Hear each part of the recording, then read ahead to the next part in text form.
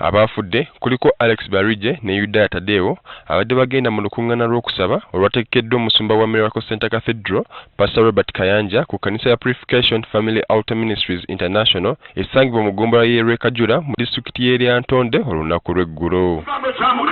Emmotoka esomba amazzi ku mukolo gw'okusaba bano gye babadde bagenda yennyini yabatomedde ku pikipiki kwe babadde. Mukodomi wange badde bamuleeta wano kumusabira nga yalwala omutwe. Ne kojjawe yabadde amuleeta oli omulala abadde wa boda yabadde abavuga bafudde omukodomi wange wa Alex Barije. Lauben Kamwesigwa yabadde avuga abagenzi ku pikipiki annyonnyola engeri akabenje kano gye kazzeemu. Tutadde twambuka n'emukubiramu amataala abiri n'agaana kati kwe kuba ng'agenda okuyimiriza nga tunesiire tugwa mupiira gy'emmotoka egy'emabega. Okusinziira ku babaddewo nga akabenje kano kagwawo obuzibu babutedde ku kuvugisa ekimama n'ekkubo effunda. Ow'emmotoka enene ng'egyekiraka abadde giri ku sipiidi n'abeekanga nabo ne bakola ki ne bamwekanga kati wamaze obbawugula n'empewo y'emmotoka ennene nga weegimanyi era kayeebase.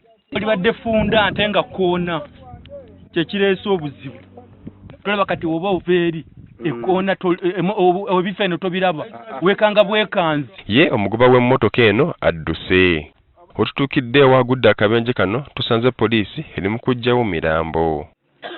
Omwogezi wa poliisi mu bbendobendo ly'e Masaka twakakasirye ategeezezza nga we bali ku muyiggo gwa dureeva eyadduse. Pikipiki etwaliddwa ku poliisi okukolebwako inspection nga n'omuyiggo bwe gugenda maaso okufuna emmotoka eno egambibwa nti yebadde mu accident eno.